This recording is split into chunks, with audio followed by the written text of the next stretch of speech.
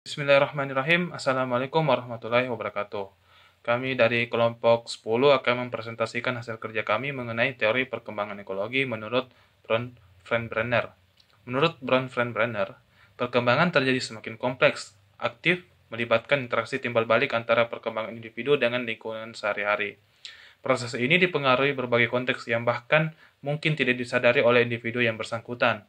Untuk memahami proses ini, harus dipelajari berbagai konteks di mana proses itu terjadi, misalnya rumah, kelas, tempat kerja, tetangga, dan institusi sosial seperti sistem pendidikan.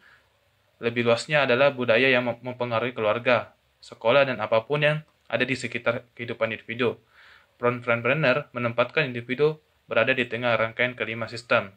Individu dilihat dari usia, jenis kelamin, kesehatan, kemampuan atau abilities, dan temperamen.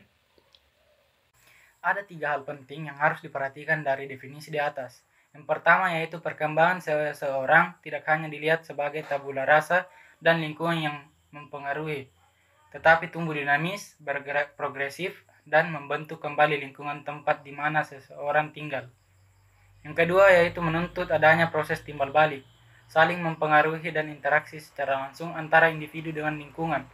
Yang ketiga yaitu lingkungan sebagai tempat untuk proses perkembangan tidak dibatasi hanya oleh satu setting saja, tapi merupakan kesatuan yang saling berkaitan antara beberapa setting. Bronfenbrenner menyebutkan adanya 5 sistem lingkungan berlapis yang saling berkaitan, yaitu yang pertama, mikrosistem. Mikrosistem merupakan lingkungan yang paling dekat dengan pribadi peserta didik, yaitu meliputi keluarga, guru, individu, teman-teman sebaya, sekolah, lingkungan tempat tinggal, dan hal-hal lain yang sehari-hari ditemui oleh peserta didik. Yang kedua, ekosistem. Ekosistem adalah sistem sosial yang lebih besar di mana anak tidak terlibat interaksi secara langsung, akan tetapi dapat berpengaruh terhadap perkembangan karakter anak.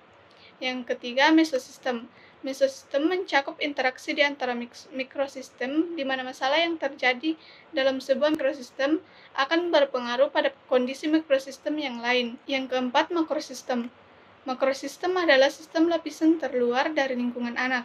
Subsistem makrosistem terdiri dari ideologi negara, pemerintah, tradisi, agama, hukum, adat istiadat, budaya, nilai masyarakat secara umum, dan lain sebagainya di mana individu berada.